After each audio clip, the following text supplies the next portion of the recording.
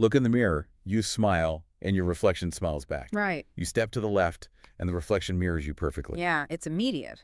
But what if I told you that this simple everyday geometry, the left side flawlessly matching the right, isn't just a trick of the light? Right, or just some biological coincidence. Exactly. Yeah. What if it's actually the ultimate, undeniable proof that every single moment of your life is being orchestrated by a supernatural creator? I mean, it is a massive premise to wrap your head around. Okay. But that is exactly what we are exploring today. This text really challenges you to look at incredibly everyday things, like that reflection or the shape of a flower or even just the basic numbers we used to count. Yeah, the everyday stuff. Right, and to see the actual physical fingerprints of a super wisdom in them. Welcome to today's deep dive. Yeah. We're exploring a highly philosophical and honestly deeply intriguing translated text by an author named Xu Feng. It's quite a read. It really is. Yeah. And the larger work has a very bold title. It's called There is a Supernatural Soul in the Universe, Metaphor Evidence, Proving the Existence of the Greatest Creator. Very bold. Right. But today, we are zeroing in specifically on excerpt 15, which is titled Symmetry in Nature, a Mysterious and Great Power. Yeah, and the core argument here is that a supernatural power controls the universe, our fates, and absolutely all life forms. All of them. All of them, yeah. And it uses this one concept, symmetry, as the main engine for that control. Which is wild. But before we really get into the mechanics of how the author constructs this universe-spanning theory, we do need to set the parameters for our discussion today. Definitely. Because, as we'll see, the author applies this theory to literally everything. Literally everything. Including human history and politics. Yes, and that brings us to a crucial note before we jump into the deep end here. Right. Before we jump in, a quick note. The author uses some highly sensitive, politically charged examples, including direct references to the World Trade Center and Falun Gong to illustrate his philosophy. Yeah, he doesn't hold back. He doesn't. And we're not endorsing or taking sides on any of these viewpoints, left-wing or right-wing. Our goal today is simply to unpack the ideas exactly as they are presented in the original source material. Right, just to help you understand the author's framework, we are treating this purely as an exploration of his philosophical architecture. Exactly. And that architecture starts very practically, actually. It does. Before we can get to the grand spiritual conclusions, we have to look at how he defines symmetry in the physical world. Yeah, he doesn't start out in the cosmos. No, he starts with that mirror you mentioned earlier. He does. He says, if you take the mirror as a tangent, you and your image form a symmetry. Right. Or, more structurally, if you cut an object in half vertically from the midpoint and the left and right sides completely overlap, that object is symmetrical. It's a very simple geometric starting point. But from there, he scales the concept up and down to an almost dizzying degree. The list he provides to prove this point is staggering. And I think it's intentionally designed to overwhelm you with the sheer ubiquity of the pattern. Oh, for sure. He starts at the macroscopic level, right? Galaxies, the solar system, the Earth itself. Even the orbits. Exactly. The very orbits of celestial bodies are symmetrical. And then he violently shifts perspective to the microscopic and the terrestrial. Right. He lists humans, birds, tigers, fish, frogs. And then he throws in roundworms. Roundworms, flies, and crickets. Yes. I found the roundworm example so striking. It really is. Because it proves he isn't just talking about beautiful, majestic things. Yeah. He is talking about the fundamental building blocks of life. Yeah. And from there, he goes to leaves, shells, seeds, all the way down to individual cells. And it isn't even just living things either. Right. He includes tornadoes, vortexes, crystals, pyrite. Water droplets. Yeah, and helixes. By jumping from a massive spiral galaxy to the orbit of a planet, down to a tiger, and further down to a microscopic roundworm or a single water droplet, he's establishing a baseline. Setting the stage. Exactly. He is saying this isn't some localized phenomenon. It is the default state of matter. But then he makes this conceptual leap that honestly made me stop reading for a second. Oh, the numbers. Yes. Yeah. He claims that symmetry doesn't just exist in physical matter. He says it exists in concepts. Right. He points to the Arabic numerals 1 through 10, and he says the odd numbers 1, 3, 5, 7, and 9 are symmetrical with the even numbers. Yeah. And then he pushes it even further into demographics. He states that the number of men is symmetrical with the number of women when you consider it on a larger timescale. It's a huge leap. Okay, let's unpack this. Because I get how a butterfly overlapping is symmetrical. Sure, visually. Right. But how are odd and even numbers, or populations of men and women over time, quote unquote, symmetrical? I mean, I am struggling to bridge that gap. What's fascinating here is that you have to think of it less like a visual mirror and more like a mathematical seesaw. A seesaw. Okay. Yeah, for every unit pulling left, which we can call an odd number, there is a unit pulling right, an even number. Oh, I see. It's an unbroken, alternating pattern that perfectly balances the scale of mathematics. If you only had odd numbers, the mathematical universe would just tip over. It would fall apart. Exactly. And the same logic applies to his demographic argument. So he's basically defining symmetry as a fundamental equilibrium. Precisely.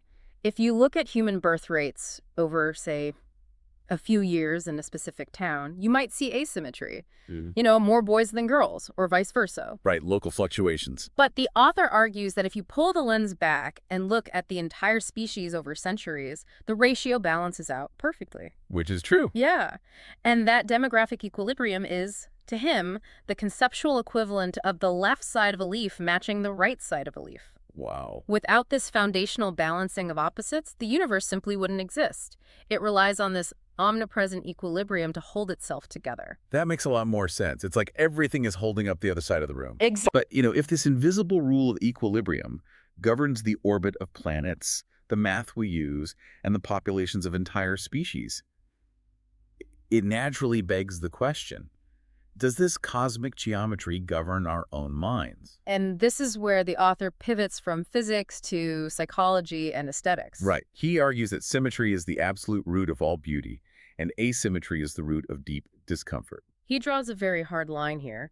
To the author, symmetry equates entirely to harmony, perfection, aesthetics, and order. Total perfection. Right. He actually asks a series of rhetorical questions in the text.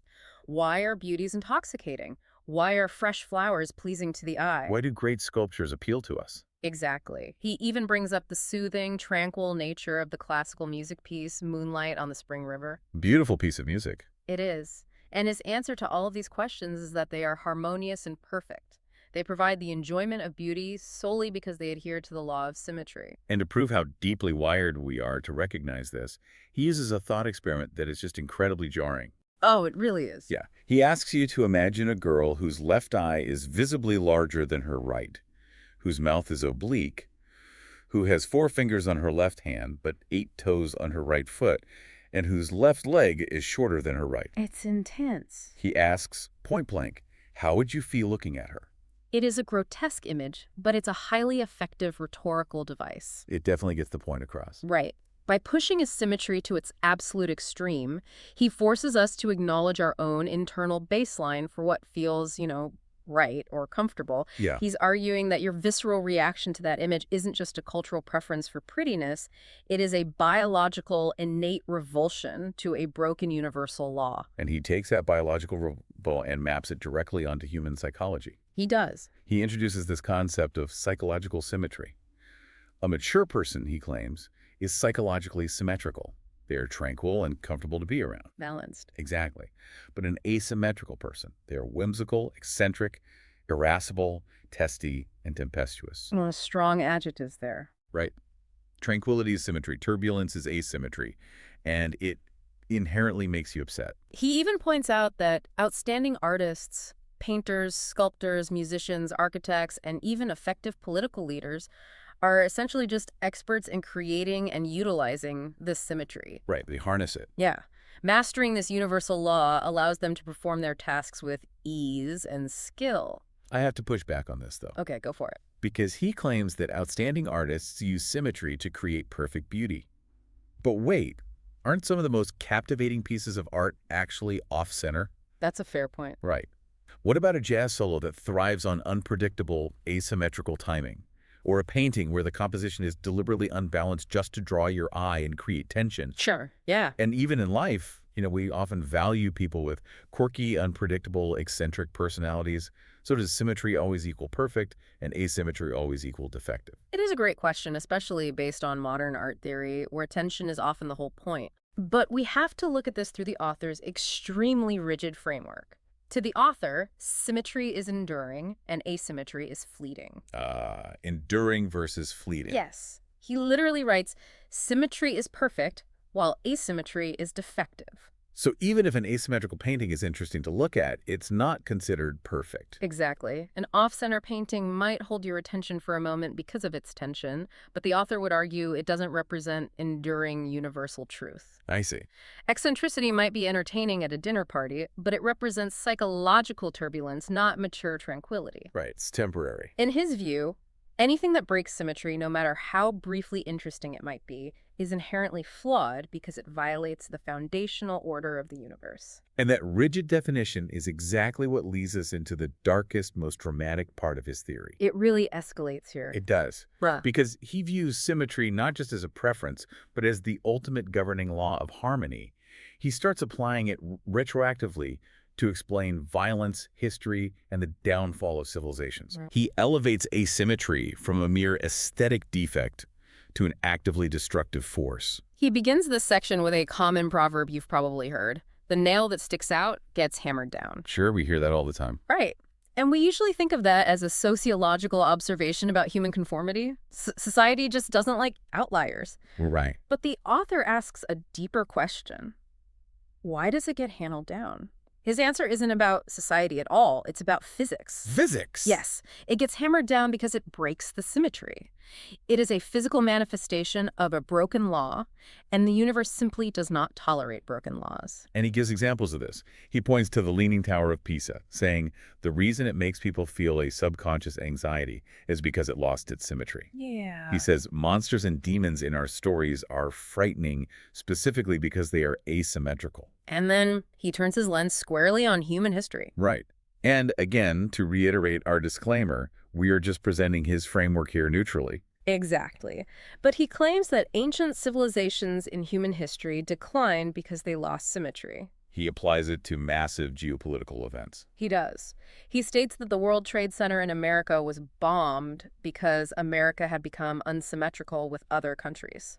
He also claims the spiritual group Falun Gong was suppressed because it was not symmetrical with Chinese culture at the time. He even applies it to individual fates. Yes. He asks why corrupt officials are eventually caught and punished. Yeah. And his answer isn't about the justice system working. No.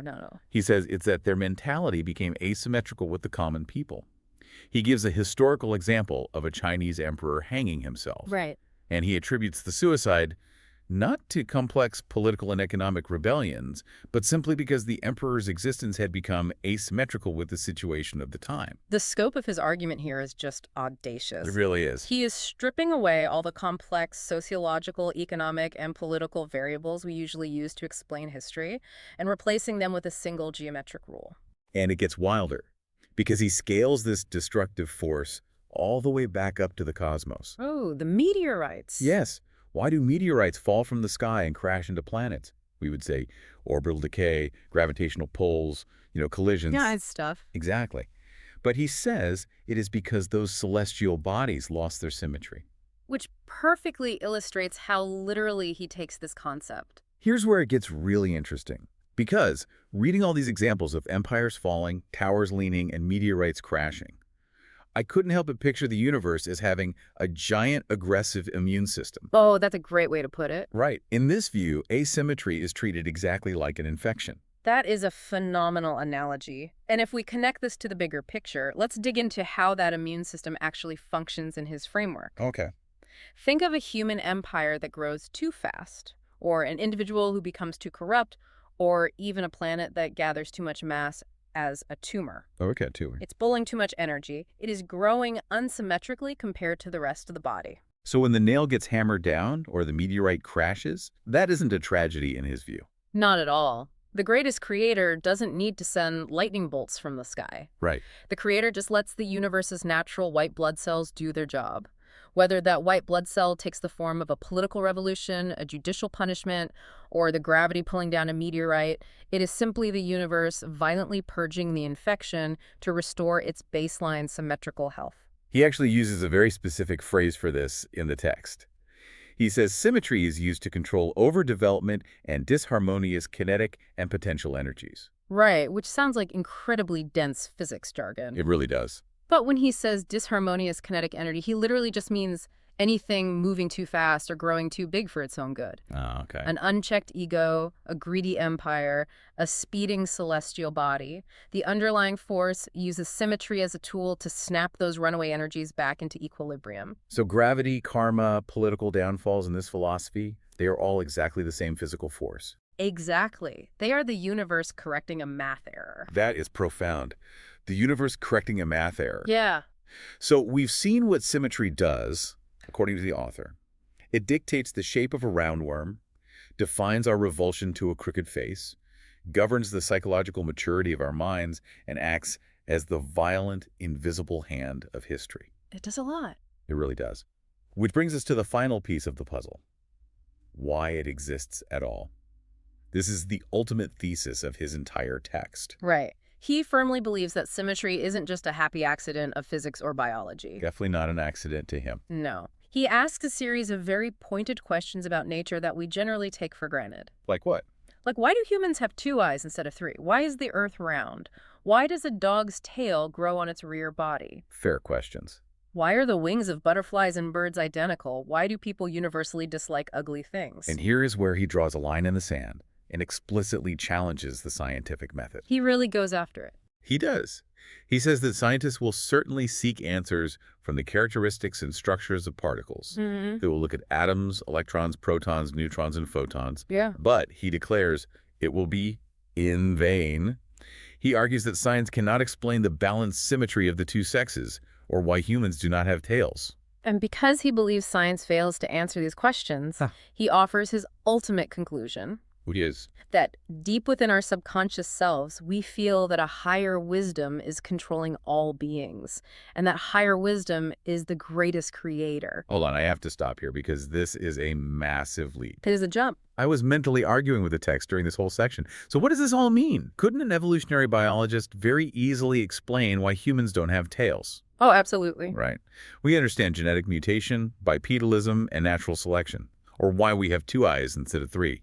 2 eyes provide stereoscopic depth perception, which is a huge evolutionary advantage for survival. We know exactly how that works. Right, so why does the author insist that looking to science is in vain here? Is he just completely ignoring biology? This raises an important question, actually. It sounds like he's ignoring it on the surface, but he is actually making a very sophisticated philosophical distinction. Okay. He is separating the mechanism from the intent. What do you mean by that? Mechanism versus intent? So the author isn't necessarily denying that atoms, protons, or genetics exist. What he is saying is that science only explains the mechanism, the how. The how. Right. Science can absolutely tell you how a specific gene mutated over millions of years to remove a human tail, or how protons and neutrons bond to form a crystal. Okay. But to the author, science is in vain because it cannot explain the intent, the why. So science is the blind watchmaker, but he's arguing for an architect. Precisely. To him, the sheer, unbroken consistency of these symmetrical phenomena is the dead giveaway. Because it's everywhere. Exactly. If it was just random evolutionary chance, why does it span across the macro scale of galaxies and the micro scale of cells? Right. Why does it apply equally to biological forms, sociological history, and abstract mathematics? The scope is too perfect and too universal to be an accident of natural selection. It's too coordinated. Right. It requires an intentional architect. Therefore, the symmetry itself is the empirical, undeniable proof of a super wisdom. That distinction between mechanism and intent really unlocks the whole text, I think. It's the key to his whole philosophy. We don't have to throw away biology to understand his point. We just have to ask who wrote the rules of biology. Exactly. Well, we've been on quite an incredible journey today. We really have. We started by simply looking in a mirror. Then we zoomed into the microscopic cells of roundworms and flies. We covered a lot of ground. We zoomed out to look at the massive mathematical seesaw of global populations balancing over centuries. We explored an aesthetic theory where beauty is geometric harmony and eccentricity is a defect. And we waded through a sweeping philosophical framework where historical events, falling meteorites, and the lack of human tails all point back to the immune system of the universe. Right. Violently purging asymmetry to maintain order for a supernatural greatest creator. It is a framework that demands you stop seeing the world as a series of random events and start seeing the entire universe as a single, connected, deeply intentional organism. Every leaf, Every number, every historical rise and fall is bound by the exact same geometric rule. It's a heavy, fascinating way to view the world. It is. Think about your own daily life as you go about the rest of your day. How much of your routine, your aesthetic preferences, the art you hang on your walls, or even your deep-seated desire for fairness and justice in the world? Hmm. How much of that is actually just a subconscious craving for symmetry? Yeah. Are you just sensing the underlying inescapable rules of the universe? But I want to leave you with one final thought to mull over. Something that pushes the author's theory just a little bit further into the realm of physics. Oh, okay. Let's hear it. So the author argues that perfect symmetry equals total tranquility, perfect order, and Yeah. endurance, right? But if we think about the fundamental laws of physics, absolute perfect symmetry means there is zero imbalance. Okay. And without imbalance, there is no movement. There is no energy exchange. In a state of absolute perfect symmetry, the universe is frozen. Nothing happens. Oh, wow. So you have to wonder, is the universe's ultimate goal truly perfect symmetry? Or is the chaotic, beautiful, unpredictable reality of life actually the result of a tiny, deliberate flaw in that symmetry? If absolute symmetry is essentially a frozen universe, then life itself is the asymmetry. Exactly. That is definitely a thought to keep you up at night. For sure. Well, thank you so much for joining us on this deep dive. We'll catch you next time.